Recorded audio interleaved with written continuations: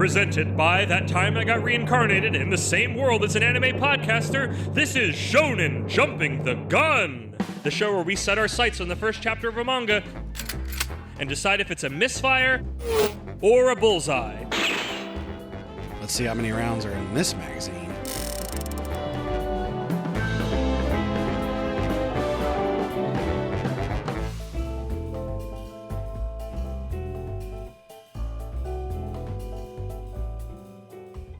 On today's episode, but what if the boys were ass kickers? This is Windbreaker.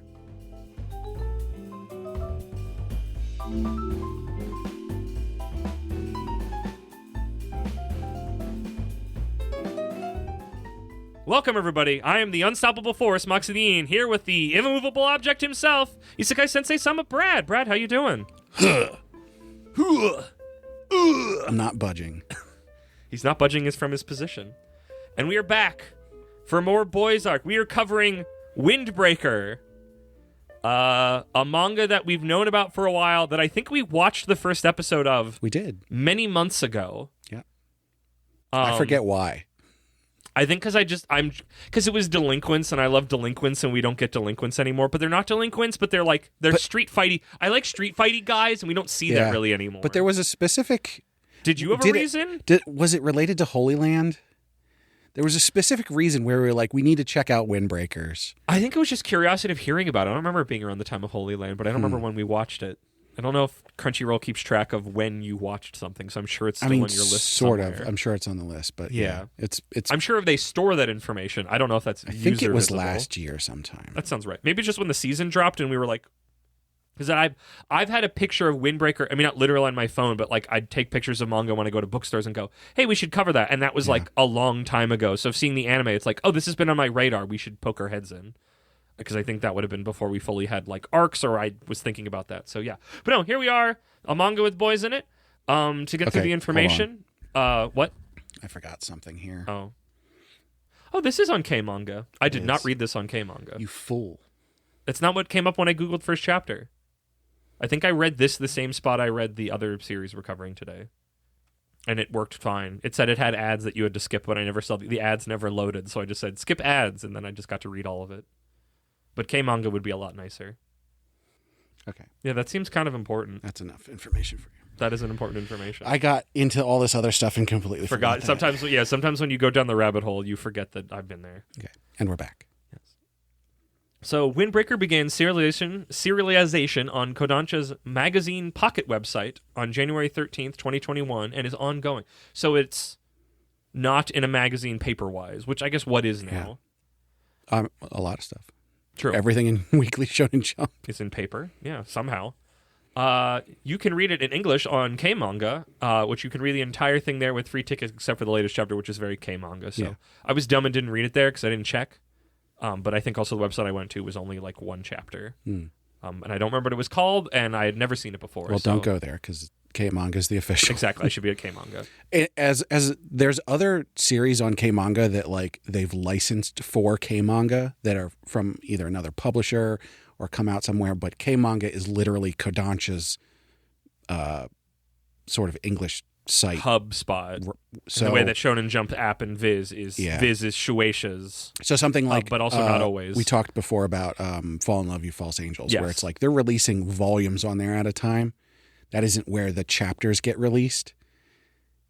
So, and a lot of the ones that don't get chapter releases like every week or whatever, you can't read everything basically with tickets.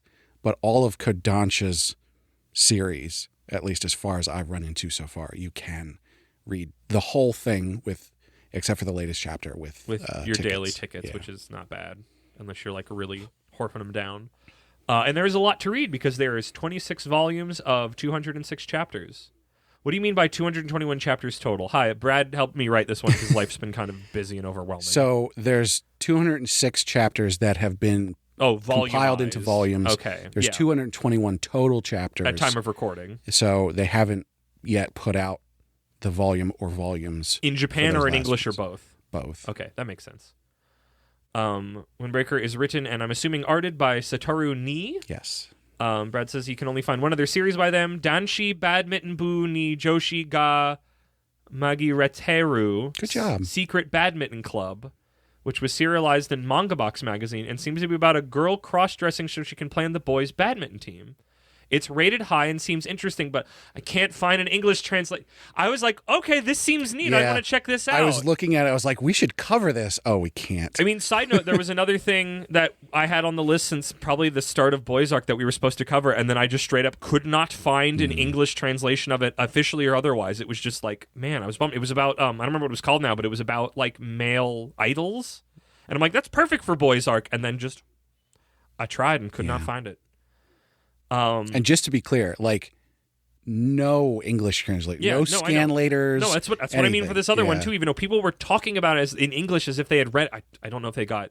I mean, who knows what got lost in the great manga decks? True scouring, because it's like, oh, I found it. Oh, there's no chapters here. I hate to think that companies are putting out takedown notices for things that they're not even putting out in English. I hate that the most, where it's just like, if you have an official spot, sure, fine, very valid. But if you just said, I don't want this here at all, that's like, then put out an official one, jerk. Yeah. So Windbreaker, in its time it's been around, has become fairly popular. There is an anime, a live-action movie, a stage play, and a free-to-play RPG. Is that on a phone? It's apparently on Steam as well. Interesting. Okay. Ooh, we got translated and localized.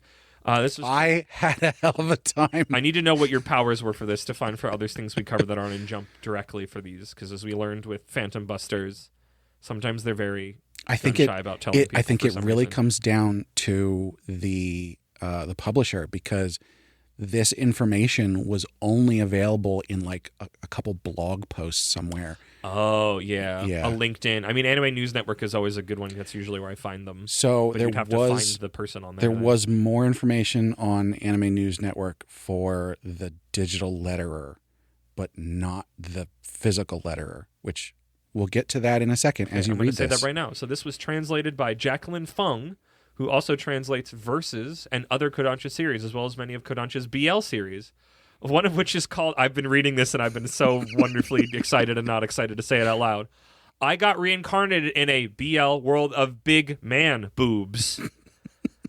What an it. We got to cover that at some point. Are we gonna have just a BL arc at some point when we're really just scraping? Lettering is done by Andrew Copeland for the digital version and Michael Martin for the physical, as far as I can tell.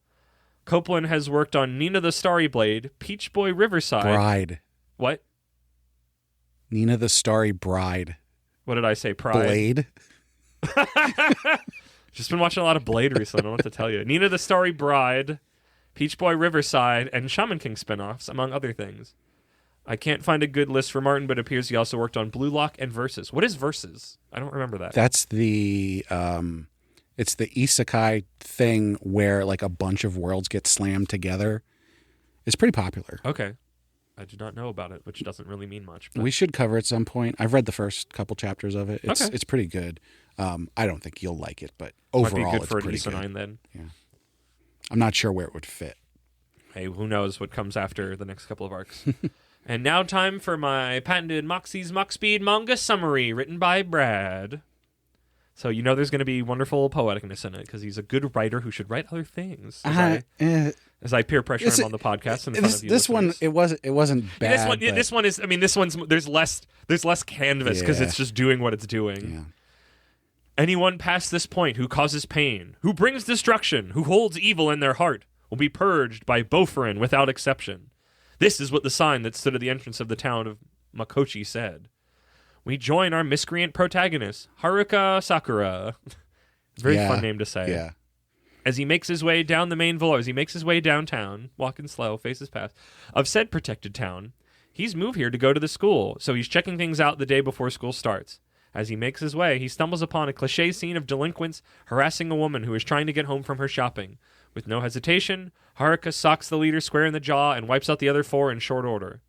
The woman calls after Haruka as he tries to walk away, thanking him for saving her. But Haruka, flustered, rebukes the praise and says he didn't do it for her. He just hates weaklings trying to act big. The woman, Kotoha Tachibana, is confused by this, but asks Haruka if he's hungry. I gotta say, at writing this, it was so writing her name over and over again. It's because it's Kotoha. Kotoha. But I kept wanting to write Kohata. Kohata. Konoha. That's where my brain goes. But that's just auditorily. It turns out that she owns a small restaurant and invites Haruka for a meal as thanks. Well, he's obviously reluctant. Haruka follows her and accepts an omurice. We should eat an omurice at some point. I don't like eggs. What? Okay, then I should eat an omurice at some point. I don't even know if I'd like it. I just feel like now it's like I've seen this enough times. I need to go. You know me. If I see something enough times, I'm like, well, I need to go experience this now. I'm too curious. Kotoha explains that the town used to be lawless and unsafe, but it's not like that anymore. It's because of something that Haruka should come to understand soon, given the fur and high school uniform he's wearing. Haruka is visibly uncomfortable with this entire situation. We learn that because of his abnormal hair and eyes, he's been shunned by those around him. That's what it is. This font you've chosen is bad for my brains.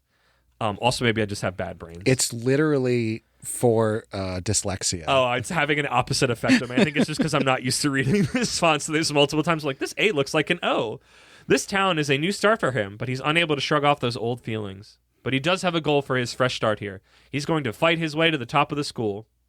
While these two are still going back and forth, another patron, an old man, leaves the store. On his way out, Haruka noticed that he forgot a bag at his table and gives it back.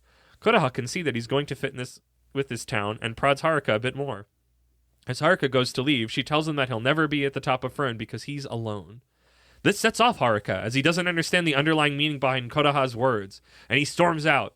What he finds outside, though, isn't the peaceful scene from when he went in, but a very large group of delinquents led by the ones he knocked up before. They're back for revenge! Wasting no time, Haruka starts taking them down one by one. Even with those numbers, they are no match for this lone punch man. That is until one resorts to the underhanded tactic of taking a hostage.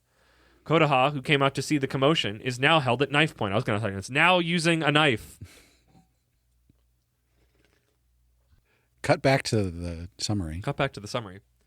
That is until Haruka nails the would-be kidnapper with a kick to the face so fast that he didn't have time to blink. But this small victory makes little difference, as now that he has to defend someone else, the thugs are able to get an opening and stab him in the leg.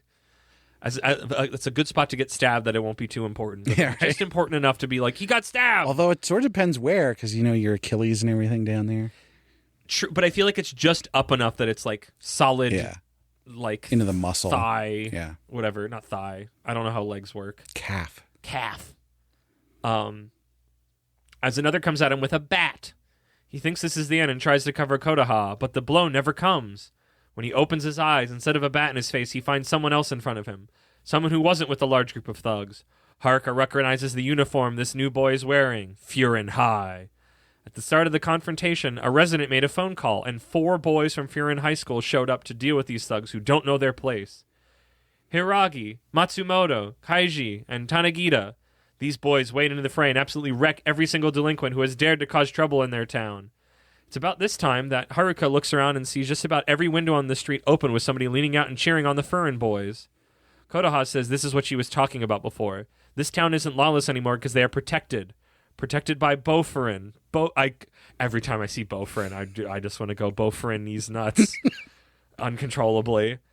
It's just, I guess, Bo on top of everything now just becomes Bofa. By Bofurin, the chime of the windbreaker.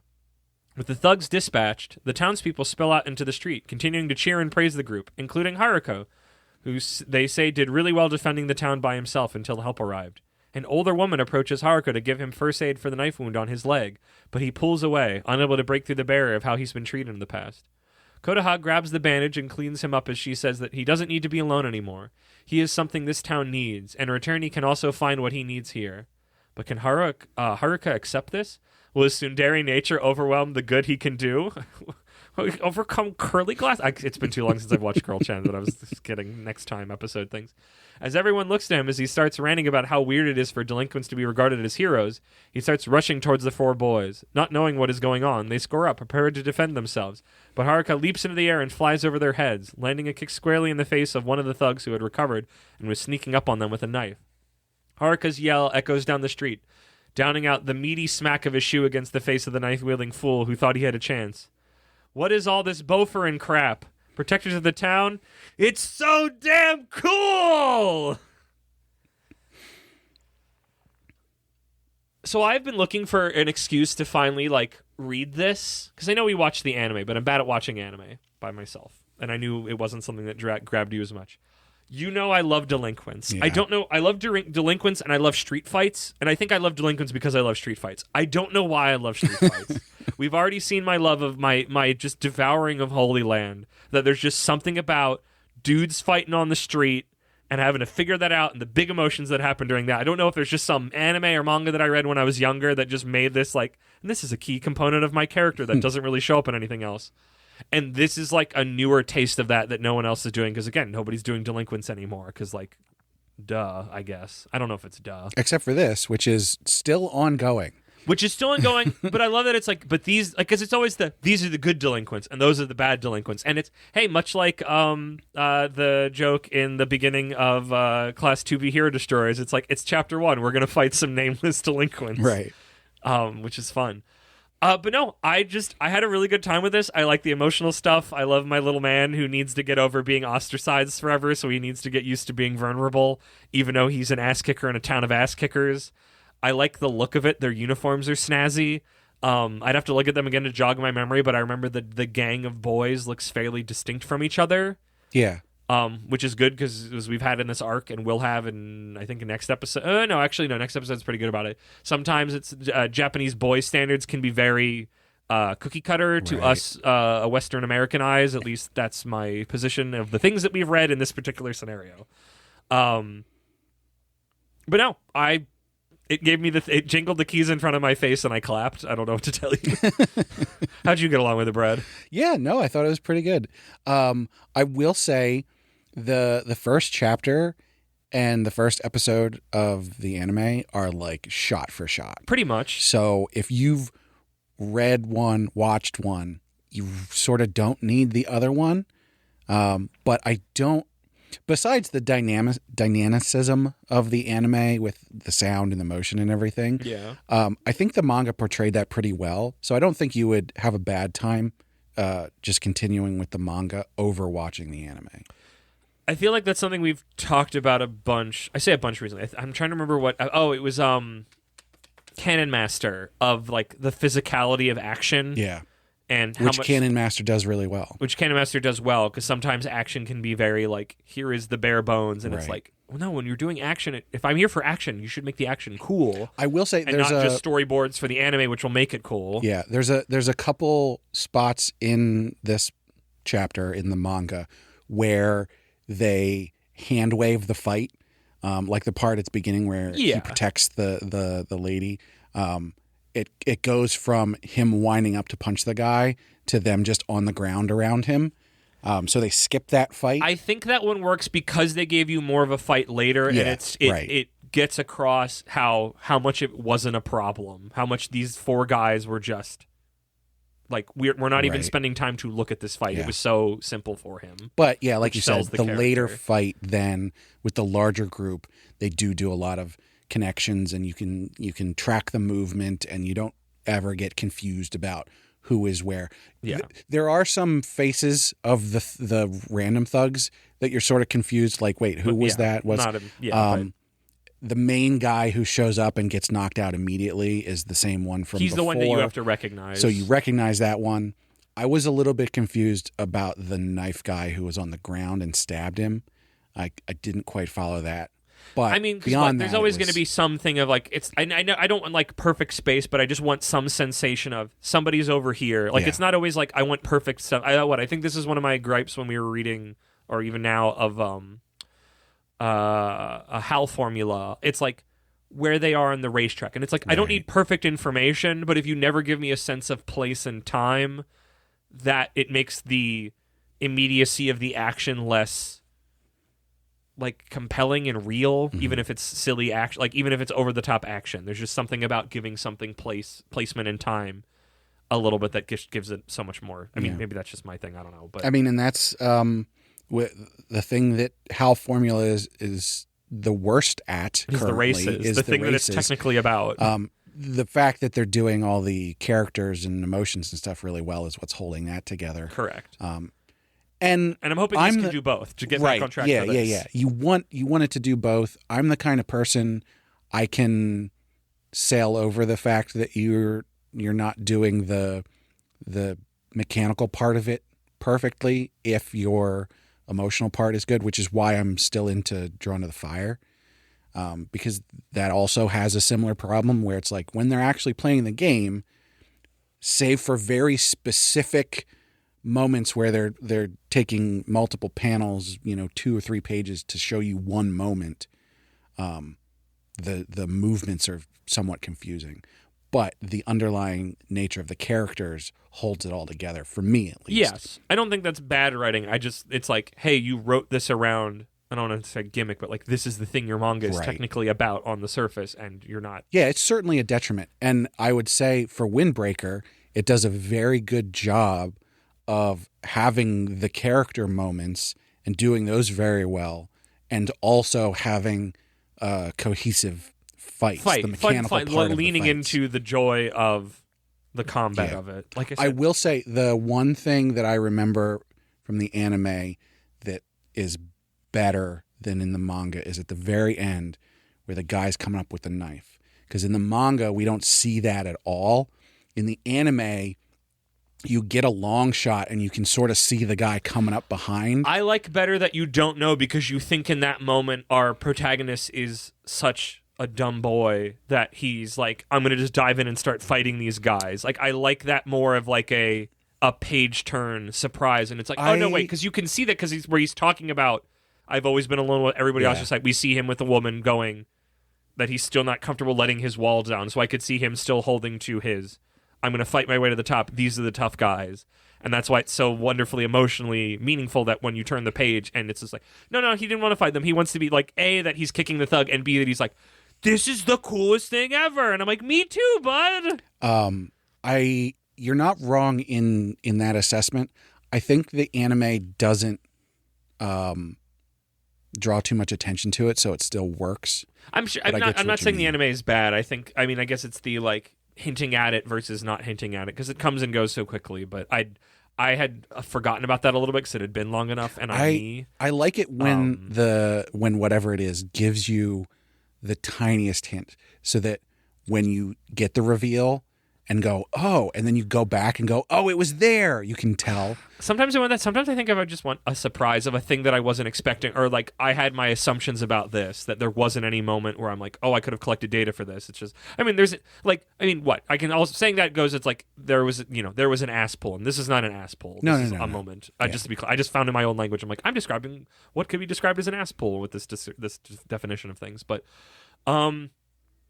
no, I feel like this is one of those episodes where it's just like, I had a really good time with this. I don't think I have any like huge thoughts on it. I think it's a really good first chapter. Yeah, no, I thought it was not that I remembered that much. Sometimes coming back to something, I can be a little bit less like, oh, what's going on? But like, I can settle in on a little bit more. But I didn't remember that much from the anime episode. But like, our meeting our main character, getting his deal, like I'm emotionally engaged with him because it's the I'm always a sucker for the like, he's a fighter, but he's a good guy. Like this is one of this whatever weird thing was planted in me when I was a kid, and now loves that kind of a thing. I'm just a sucker for like, he's a little wayward, but like he means well, and now he's in a space that he can cultivate that, and also because it's the joy of this, because usually it's just delinquent uses violence to solve problems, but it's like, oh, you're going to become a member of society and have emotional wellness, and thus right. You're going to stop fighting. But it's like, but in Windbreaker, it's built in that he has to keep fighting because that's his camaraderie with his brothers is going to be through combat. And I'm like, yes, that solves my problem, where usually emotional wellness comes with not having violence, which, in normal life is at least what you should be doing. Unless you are taking part in a combat sport. Yes. Well, yeah, you know what I mean. No, I think this was, like you said, this is a really good first chapter.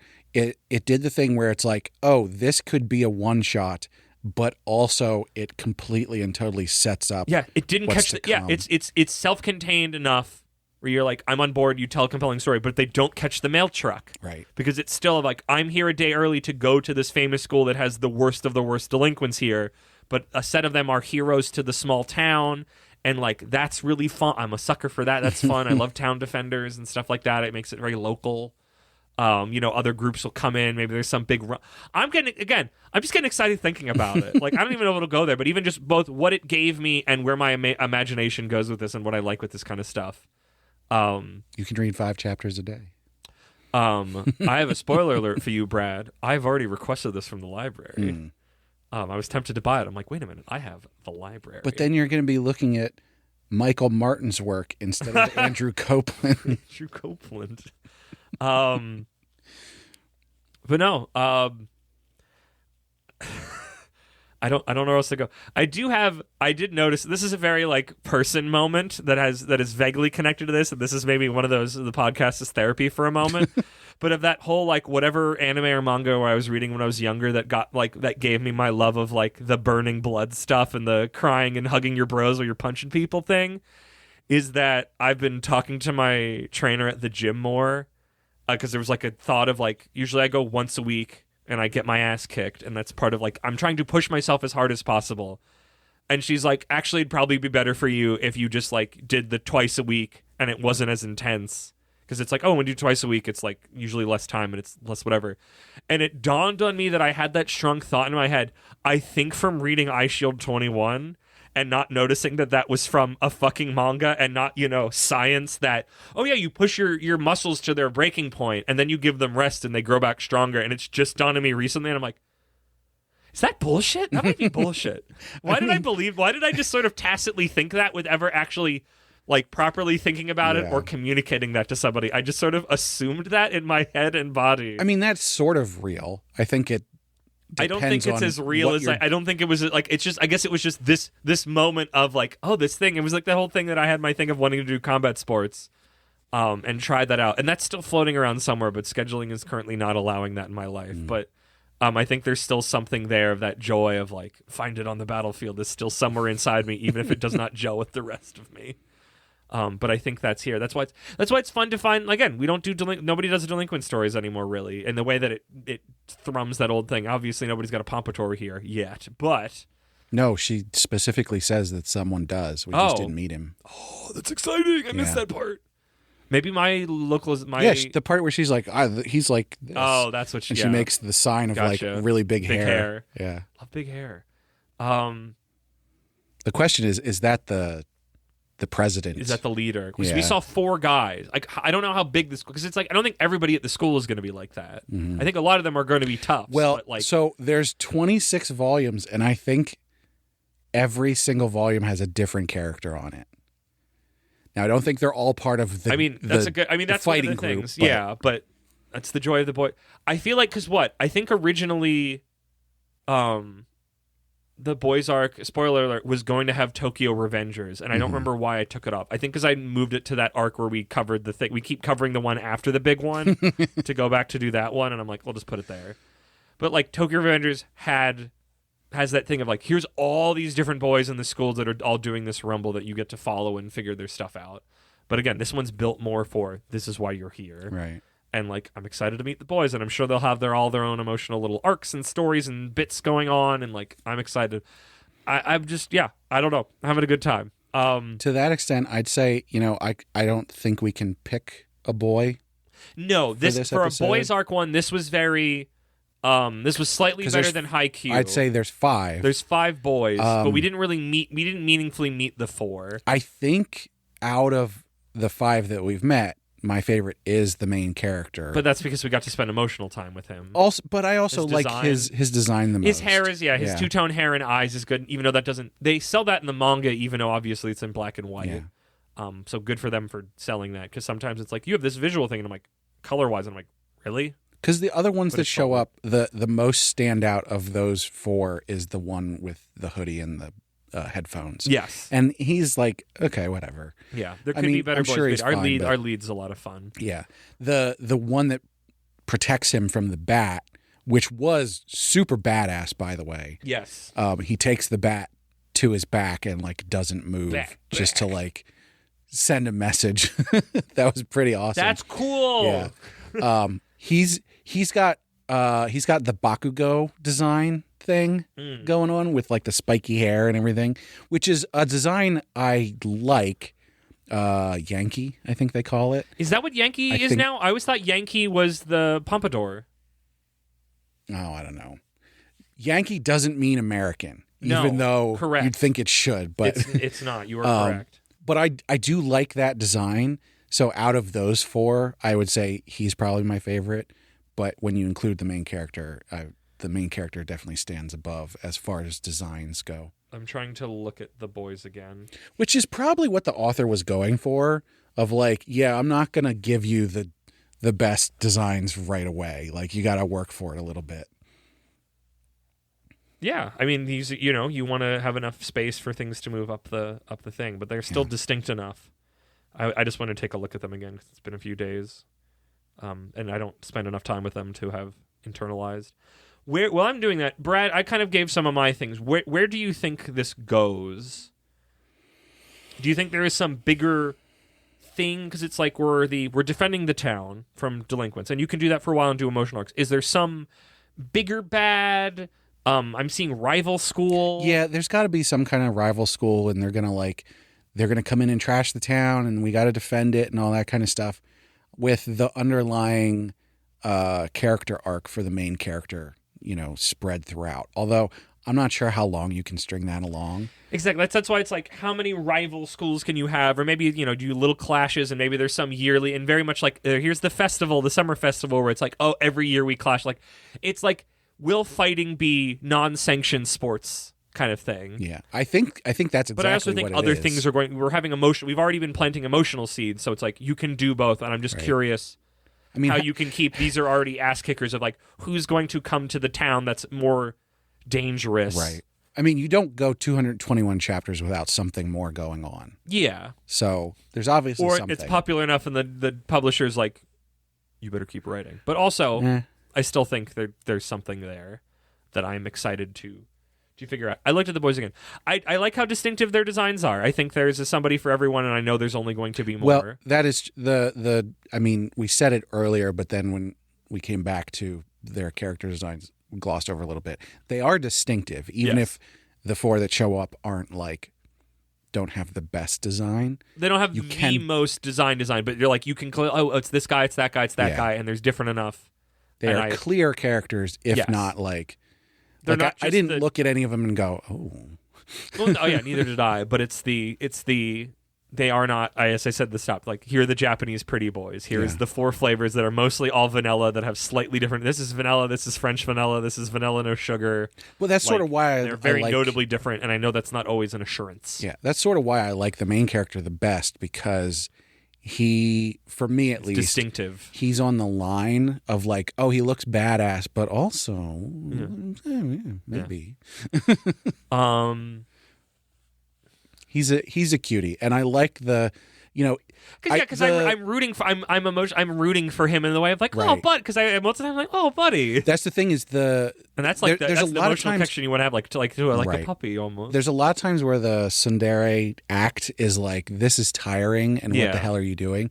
But in this case, it totally makes sense. And it's not overdone. Well, it's I guess not that it doesn't make sense, but you can feel like you've met people that it's just like, oh, you've always had to be on guard your whole life, and now I'm doing like, you can put the knife down, like you're in a safe space. I've met people like that. I'm sure I've been that at some point. So it's like, I think because even though most of the time that's why characters were tsundere or put offish, this one you can feel that, and maybe it's just also that I'm an adult and I can see that thing more, but they make it clear of just like, no, he's just been literally fighting by himself so long. No, so this is like and made fun of. Like, he's like literally tsundere as opposed to like an affectation. Yes. He has his walls up because he has needed them. Right. And now he's in a safe space. And I like that so much better. I mean, every once in a while, a girl being tsundere can be funny and a little bit cute and everything, but like for the most part, I would say it gets overused and becomes annoying. If you are only using it for the joke and can't have some emotional depth in there and connection, then it's very exhausting at this point. Brad, unless you had other things, what are your thinky thoughts and your feely feels? Well, I wanted to talk a little bit more about the art. Okay. Oh boy. Sorry, I just listened to the Phantom Busters not episode like that. and I skipped, not like that. skipped all that part of that because I'm like, I can't do this again. I had to listen to it and edit it. So I'm sorry. Screw you. Yeah, that's correct. No, I think this is it's pretty good. I don't think it's, again, it's not doing a crazy style or anything, but like it's very solid. And the thing that stuck out to me, like at the very beginning, and I said this before in terms of like, it looks like the anime, but more so in like the actual art style is almost exactly the same as the anime. Like and I did see that the author was like on the anime team. Yeah, but sometimes things get simplified because it's like I noticed like when they show the school uniform, the jackets are very like detail-y. Yeah. And I like that. I feel like that's a part of, not that things didn't get detail-y, but there's like a way, I'd call it the new style. I'm trying to quote Beastie Boys poorly, but it's the current style because we're in the middle of it. Yeah. But like there's just like a certain level of extra like detail and sheen on things. Mm-hmm. Not that we haven't been doing digital for a long time, but it just feels like some newer right. And they do the backgrounds. Paradigm. I don't know if you've seen the behind the scenes for some of this stuff, but the way that they do backgrounds now is that they take the anime. Well, both. Okay. But they take actual photos of locations and they draw over them. I think that's been the thing for a long time. It's probably, but and especially with things like this where you see like so much detail. Yeah. Like there's still a lot of effort that goes into this, but it's not as if I mean the backgrounds, maybe I'm somebody who's like backgrounds are somewhat important but not I know we joked about the Dairy Queen a lot of the time, right. and I think sometimes when you go to Dairy Queen land, and I'm going to have to clarify that in a little bit because it's probably been a while since we talked about that, a long while. Like again, it comes back to that, like, even if it's what's exactly back there isn't super important, it gives your character's place. Yes. And that's important. So the Dairy Queen bit was a bit our old co-host Ben had of when manga or also manhwa, the backgrounds disappear, so they're just sort of in a white void, is that he would Photoshop a Dairy Queen into the blank void. Yeah. Why a Dairy Queen, I do not recall. But it is always stuck in my brain. I think there's an article up on the site. Almost assuredly. I think he's talked about it before that you can go find. But yeah. But no, like they look nice. Again, good sense of space, place. I like that it was like very clearly still like, it was Japanese style place, but it was like, I like that it was like, I've seen this before in games and other things, but like normally we're not in a space like this where it's like a little closer in like a mainly like pedestrian space. Yeah. But not in like the normal way of like, here's the city town. It's like, it felt very like, again, it felt very special and small towny that I really liked. But I wanted to touch on major buildings are close to each other. The thing with the little corridor with those kind of backgrounds is that, when you say, oh, those backgrounds are traced or whatever, I think the first thought that comes to mind is like, oh, that's lazy or something. But that's definitely not what I'm saying. The amount of detail in these things and the cohesiveness of the background, even though you're tracing it, the amount of work that's going into that tracing is still a huge effort. And I think there's a lot of, at least in this chapter, as far as I can tell, there's a lot of those backgrounds where like you can tell, oh, they used a photo and they traced over it, but then they added more stuff into it.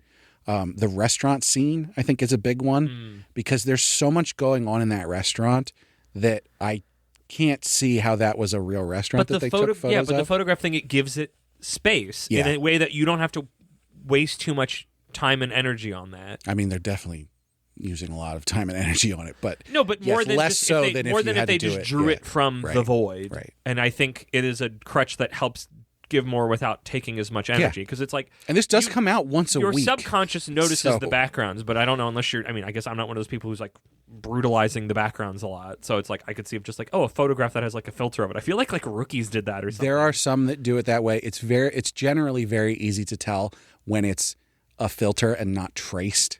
Because I'm not somebody who's generally against that concept for stuff like that. Oh no, it can work because it can, like I said, it can help give a thing place and space, and by and large it's like, because like there's stuff that I make that there are vectors of what exists when you are filming that I just don't think about. Yeah. Like wardrobe by and large is something that I just don't have a brain for. I just don't think about it when I write characters, when I write scenes. I never am thinking about what they're wearing. A lot of times it doesn't matter. No, but there's people who go like, that's a storytelling vector. That's a thing, because it's a thing you're going to see, even if you're not noticing it consciously. You're noticing what they're wearing, and that does shape your connection to them. But also, when you talk about the kind of, smaller projects that we work on, it's like you can't spend the effort on that. No, but it's that concept of you don't have to spend a lot of effort to make this have the feeling come out by doing taking a photograph and tracing because now it's a photograph of a place that either you've seen or maybe you've been to, and that gives it more.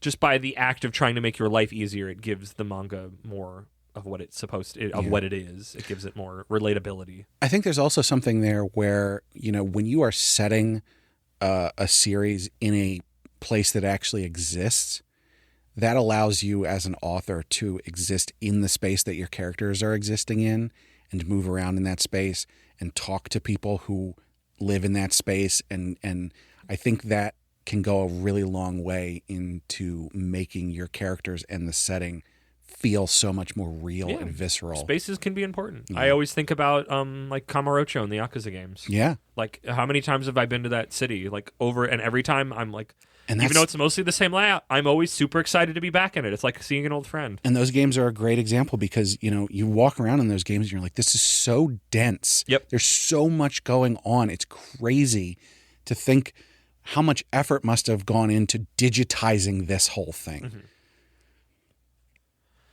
So yes, Brad, Thinky Thinks and Feely Feels. I'm just gonna go with a standard across the board great. So for both Thinky Think and Feely Feel? Yeah. Okay. That's valid. I don't think I need to get fancy with this. I think it's great. I don't know why I'm having a struggle saying it's amazing for feeling. You think it's amazing. I do, but I don't know what's holding me back because it's not like if it was easy, I'd have just said it. Too much. No, because even beforehand, I'm excited to read it, and maybe I'm just not in a mood to read a lot of things right now, and maybe that's what's affecting this. Moxie, your first thought was, I'm going to go on the library website and order this. It's amazing that you're right. Because I was thinking about buying it when we went to the bookstore later today. And then I was like, that's stupid. Why would I do that? You are putting in more effort to read this than is required. Yeah, because by just going on K-Manga and reading it for free. The physical means the next chapter will be the next chapter, and I don't have to be at my tablet. I can read it. I don't have to feel like I'm looking at a screen. Like, that's why. And I knew it's going to be there because it's popular and it's recent. All the popular recent stuff's by and large in the system. So, no, I just had a really nice time with this. Like I said, this scratches an itch that I don't get scratched a lot by recent modern manga because they don't do it. And I'm just hoping it gets to because I hope it gets to. It's funny that you say that because this is modern. What? This is modern. That's what I mean. Yeah. But again, there's not a lot of modern delinquent stuff that's in this vein that's about fighting, right? And street fight stuff, and I love that. And I'm hoping I get the best of both worlds. Of we still get the tussles and scraps and the burning blood and the crying and loving your friends, but also the it's 2020 whatever. We have a lot more emotional maturity about things now, right? And I'm hoping I get both of those, that swirl in my ice cream cone of Windbreaker. Yeah, I guess it's sort of rare because a lot of the shonen sort of beat 'em up hero powers kind of thing, they try to have an emotional core to things. But a lot of times that core just comes down to I'm going to protect my friends and family. Yeah, and that's not that. And a lot of those times it's a shonen adventure is more fantastical. Right. And there's just something about a certain level of groundedness that just pings my brain in a way that I really like. I mean, this is why I always come back to slightly heightened reality is my favorite for whatever reason. But yeah. And then make them animals. I don't know. They work okay so far, but I'm not gonna look a gift horse in the mouth with that. There was something I saw, because I was at the movies for the first time in a while recently. There was a trailer for a movie called How to Rob a Bank. I don't know if that's made it to you at all. I never know any movies at all, but it was a bunch of bank robbers who had a big social media YouTube presence, and the main thing that stuck into my brain is they all had animal masks, and I'm like, oh, I like them now. Oh, maybe I did see that. I want to see it if it gets good reviews, which I know is a really cop-out way of saying that, but everything else is I'm like, whatever, that's whatever. Good reviews from who? What? Just by and large, I guess. Well, they did say it was the guy who directed Bullet Train, and I did like Bullet Train for its flashy action and that kind of stuff, and it was like, oh, whatever. Did you watch Bullet Train? I did. Okay. A long time ago. We were supposed to watch it together. I had seen it before I made that plan with you to watch it. So that was not me breaking the seal. That was me having seen it and going, we should cover this back when we did stuff like that. I mean, we should watch it at some point anyways. But yeah, no, non-coward furries will generally make my brain go, yeah. Would you buy? I'm going to say I wouldn't buy this, but I am going to keep reading it. Mostly because it's very easy to keep reading it. Yeah, because it's free. K-Manga. It's free and it's on K-Manga, so it's not even like a weird site that runs poorly. But K-Manga can sometimes be a little funky starting up. The fact that it's so many chapters is one of those things where my brain is going, no. And then I'm going, no, but you liked this. You should keep reading that's it. part of the reason why I'm doing the going physical through the library, because there's just something about and I can just get through this book and it feels like it's more doable bites than just I waited that and would then not I get help lost. Me. I have multiple series sitting on my shelf right now. You don't have a habit of that, so... Including one that we have plans to mag dump, and I still haven't started reading it. Brad. Who knows when that's going to happen? But yes, as stated, I guess I would say I would buy because I was planning on buying it, and then I was like, wait, the library exists, but I was honestly I had emotionally already accepted that I was going to go to the bookstore and drop cash on it. But I will say, I don't like doing normally. If I have to climb a flight of stairs to read this for free, I will climb 8. I think that's the highest number you've said. I think it Not is. that I'm keeping track of that, but that feels the highest number you said. That's impressive. Those knees are going to be clicking. Yeah, I might have to stop and take a break, but that's a mark of stick-to-itiveness. I've already said I'd drop money, so I don't want to have to do that. I get to save my secret card of how many floors I'd walk up. You could stay down here with me. I've got the copy right here. No, I have you don't to have climb. to. I already got it from the library. You don't have to climb any steps. I have to show my devotion. No. Yeah, we do not need to high noon. Obviously, we're very much in agreement outside of my own little glowing extra bit. Brad. Although today we could have a water gun fight. We can. It is hot. I don't know about y'all, wherever you're listening to this, listener. Let's do that. Okay, we both have to say what our favorite thing about this was. That's the water gun fight. That's a tough one. Okay, water gun fight. Favorite thing. Is it something I haven't already said, or I can say my favorite? Of course. It has to be something you haven't said yet. Oh, okay. A thing that we like that we haven't said yet. What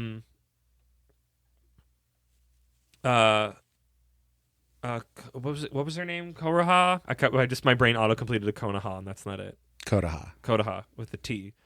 I like her. She's not just the girl. Yeah. She just seems like an actual person. Well, woman. I don't think she's going to be the girl. I think there's other girls at the school. But it was just nice that we met a woman who was just like, hi, I'm an adult woman, exist in life. And not to say that I'm like, what if there's girl fighters that show up later? I think and what if they're cool? Oh, that's where the rest of the volumes come from. Make them badass. But no, I like... we didn't talk about her too much, and I think it's just because she's a solid work, she's just a character, she's just a person, and that's great. I liked that. Again, that helped the emotional stakes of the situation of just she was helpful, but also just she was a lady. Yeah, she looked like a woman, and I mean that in the most glowing, wonderful way possible. Because shonen manga does not always get to do that. I'm not saying you can't. Again, it's always it's not that you can't have hot ladies or whatever. It's just that maybe have some just actual humans in there every so often. Even though I know every so often actual humans are also very attractive and curvy, but an adult woman in my manga, it's more likely than you think. It's less likely than you think. Yeah, right. She's in her late 20s. She's a crone. She's barren. It's the desert. All right, you've sufficiently. I've sufficiently sprayed me down. Yes. Super soaker. I'm gonna say, in a similar vein, you've picked a very specific character. Yes. I like so much just the townspeople. The little old man who's so sweet and everything. And I think there's something extra going on here with this interaction with him, because he's leaving the shop and Konoha's talking to him a little bit, and Haruka comes up and he's like, "Hey, you forgot this." And he's like, "Oh, thank you." And then he leaves and Konoha follows him out. And he talks with her more outside, and she comes back in and goes, "Hey, he's really, really grateful to you because that was a gift to his grandson." And he had forgotten it. A little human moment. He adds more to it. But then I went, wait a minute. I think he could see how uncomfortable Haruka was just in general, and was like, I'm not going to push this too far. I'll tell her she's coming outside. I think there's emotional intelligence going on. Because Haruka's bad at accepting praise. Yeah. Because it's like multiple times he's like, "Don't thank me. I just want to do this," which is very like, because that old guy was in the shop. Somebody who lacks self-confidence and has always been alone and had to put their walls up is not good at taking compliments. He was in there sitting in the back corner the whole time, listening to their interactions going back and forth, and seeing Haruka like reacting so over the top to these things, small and everything. compliments. So good thinking. Good. And then at the end, all the townspeople are like, "Thank you so much." But also it's just like really nice, and he's bad at it, but he's going to get better at it. And it wasn't like, we've said it before, it's like, it's not this big comedy sell, even though you can play it for comedy sometime, because it's something like that at its heart needs to be emotional, and then it can be funny like it can be humorous on top of that. Life is funny. I think it's what I always go back to with a good girl, and it's like sometimes a character gets that right. I always think of Dance Sport Club, whatever that one full name was called. I don't remember, at the top of the dome, where it's just like, oh yes, because people actually have this in life, and it can be funny, but when you turn it to the nines all the time, it's just very exhausting. It's all the time, because you can do it once or twice over the top for a laugh, but then if you keep pushing that so far as the get out of jail button, it's like, no, you've used it up. The boy in the Phantom Busters that we didn't get to meet in Chapter 1, who's the one that can hear ghosts, who's very still bad at talking to women and girls, and also just people in general, but especially women. And it's always just like, this is a little side gag going amongst passing by you quickly outside the window, and it's never too like, okay, it's never like, because there's a level of, we're talking about comedy now in a non-comedy manga, where it's just like, it's the level of joke to how much focus it gets. And sometimes I think usually that's the problem, is like they lean on those jokes a lot of the time, and it's like they're not funny enough to warrant the amount of leaning on. But if it's just like, oh, it's happening in passing, this is a character trait of them, you're like, oh yeah, cool. I'm not that I'm laughing, but it's not as like frustrating, because it's like, well, yeah, this is a thing that he deals with, and that can be played up for bigger comedy and more constructed situations than just, oh, by virtue of what the scene is, our four boys have to talk to this female teacher or whatever. Yeah. And then the gag is that you have to find a cat, and it's like, oh, this is an animal. I can talk to this one, and that's the joke of his little joke in the background of that whole scenario. Yeah, I need to. That was funny. You got to read more Phantom Busters. Well, I'll tell everybody, since we're recording this now. I told you earlier, but I thought I had read the first 4 chapters, and then we were talking about it, and I went, wait a minute. I think there's a reason why I don't remember what happens in the next 3 chapters after the first one, and that's because I didn't actually read it. It was just marked as read. Because we were looking for the localizer in the next volume set, and you didn't find it. So. And now for weeks I've been going, oh right, I read up to chapter 4. Oh. Okay, enough dawdling. Brad, knock this episode out. Mama said knock you out. Well, as always, we want to hear from people.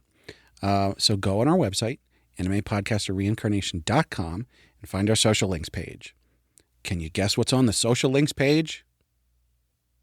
A bunch of links to all of our socials. But mostly you should go to our Discord. Yeah. Discord is where you can chat with us the most easily. There's obviously other places where you can leave comments and stuff. We do appreciate comments on the YouTube videos, but Discord's the best place to actually chat with us. And all of our lovely supporters who are on our Discord already. Yes. You can also find a link on our social links page to our Patreon, where our supporters get perks like bonus episodes, which there should be one soon. I think. Hold on a second. It's in the can, and it's Okay. supposed to come out sometime around now. My thought is that it should have already come out Okay. by the time they hear this. Well, if you haven't been a patron, you haven't heard it yet, and it's a good one. So you can check that out. You also can get the high-quality stereo version of the podcast early. So, yeah, that's good. You can be like our good supporter Imaginary and listen to it early and then tell me what I forgot to bleep out. Which you've been really good at recently. I think there's another thing that they can get that, you might want to tell them about. Yes, if you are a merchant tier up, which is $3 for at least 1 month, and you come into the Discord channel for that, we have, hopefully in the fall, barring unforeseen Shonen Jump-shaped circumstances, are having what I'm calling the Obligations Arc, where we cover what our patrons tell us to cover directly. So for the low cost of $3, you can tell us to cover any manga series we haven't covered before, because obviously we've covered it before. Go listen to that one. This is a real steal if there's something you always wanted to have us read and comment on and talk about and all that stuff. So. You know what? If we did cover it before, we'll cover it again. I guess if you want us to cover it again, something different. If it's been a while, like we've changed as people. I'm sure I'd have different feelings about some of the early stuff. But that we covered. I'm going to add a caveat to that. If they tell us to cover something that we've already covered, they need to give us a good reason. Oh, I like that. Yep. Yeah. So yeah, the low is $3, 1 month. Just come into Discord, go, hey, cover this one, and go, okay, I add it to the spreadsheet, and then when we come around to that arc, come the fall, hopefully. I would say, looking at the schedule right now, you've got until the middle of September at the latest. That sounds right. Again, barring another jump drop, which seems constantly imminent somehow. Yeah. But yeah, Brad, back to you. But there's one more thing that our patrons get, which is a shout out. So to kick things off, at our royal tier, we've got our crown prince, Slimy Okra. I didn't practice the other one. I've honestly been anxious about it. First one's... I know the first one, but the other one, it's more of just like, if I don't want to do that one, I don't want to do any of them because I feel bad. I need to figure out who's Parker Fulgore, voice actor-wise. Hey, hey, let's dance all day. Boing, boing. Boing, boing. Hey, hey, let's dance all day. Boing, boing. Boing, boing. Boogie, boogie, boogie. Bow, bow, bow, bow, bow, bow, bow. It's a samba. Also, at our royal tier, we've got our Archduke, imaginary numeral. Oh, this is the one. This is imaginary. I need a new one. I'm honestly having panic attack is incredibly too strong of a word, but I'm freaking out about it because I'm just not learning it. Give me one that's slightly more approachable. It is really cool though. Let me see. We can hum it still.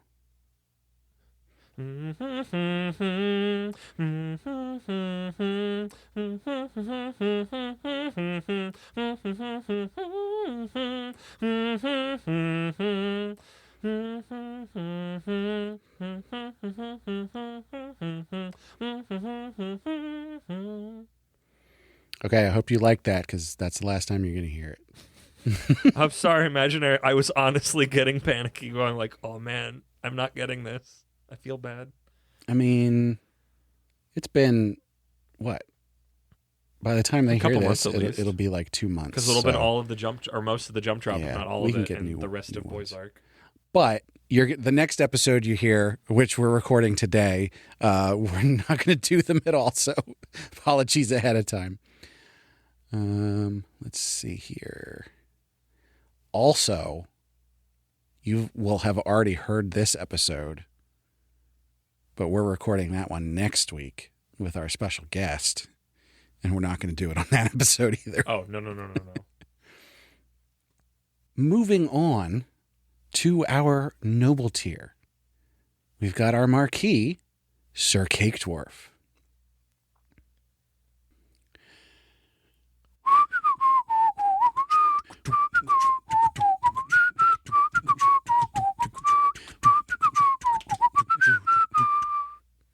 Nice. I hope so, because that's the last time you're going to hear it. And last and certainly not least, at our commoner tier, we've got Last Man on Earth, Rena, and Laura Carroll. So thank you so much to all our patrons. Thank you, patrons. Thank you, Brad, for doing that. Thank you, listeners. Make sure you listen to all the podcasts on our feed. And Brad, I'm really proud of myself that this entire episode, I didn't make one fart joke.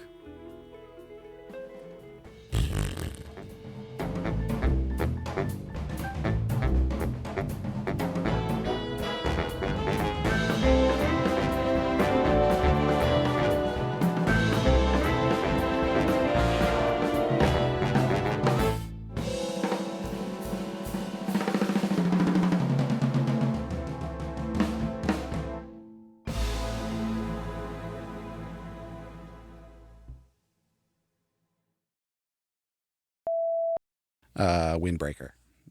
Yep. On today's episode, okay, so I'm trying to figure out because I don't want to. I've been wanting. I don't know if I can start this early with swears because I wanted to do. But what if the boys were ass kickers? I think ass is okay. Is ass okay? I think ass is okay. Shit, butt I kickers? think is I on could just the do butt line. kickers. That's too close to. Actually, asses too. Too close to the windbreaker joke. Oh, really? I didn't even think about that. I just Yeah. thought about they kick Although ass. maybe then that works. Yeah. I think ass is okay. I like fuck, motherfucker. Okay. Yeah. I wouldn't. Yeah. Cunt. This is all going in the after beeps.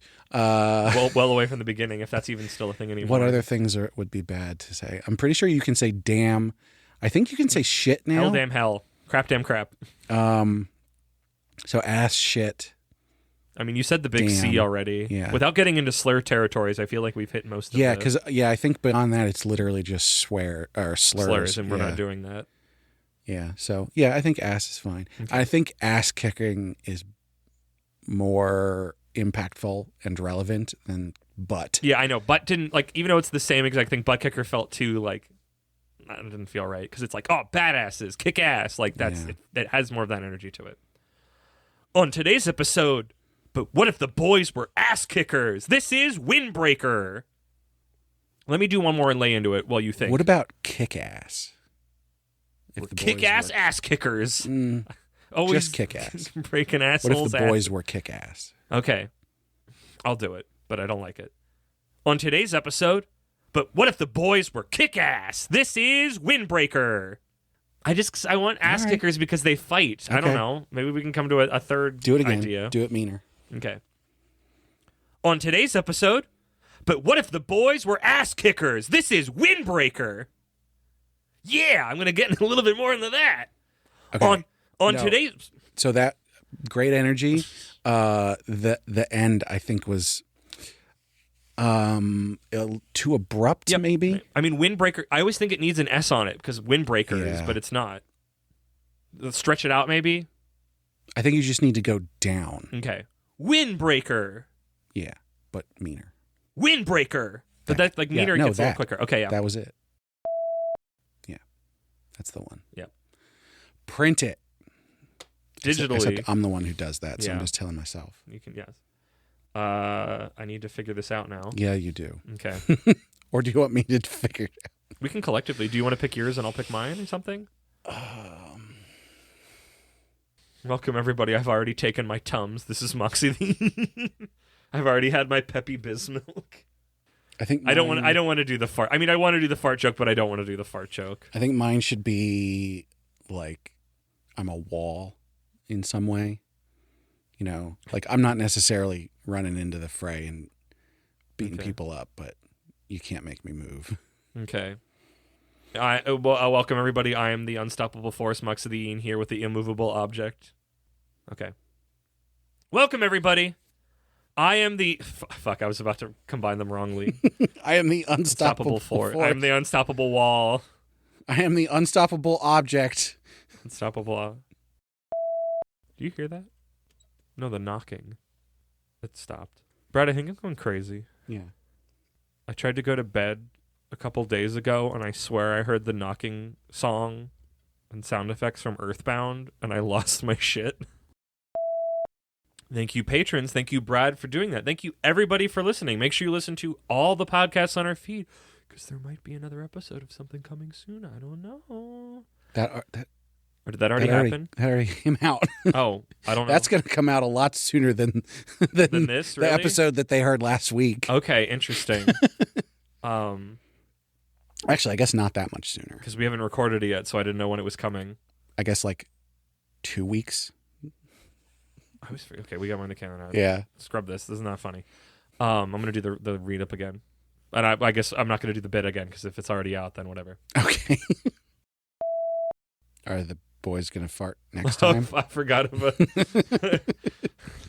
That's been so inconsistent. The one time I'm really happy with my ending bit is like, oh, you had another bit that you were doing. That's fine. That's fine. I've been keeping my intro bit going. Yeah. It's already been. We already recorded more than we should have. So they got enough. Right. The episodes are getting longer. Not really. It's just about an hour.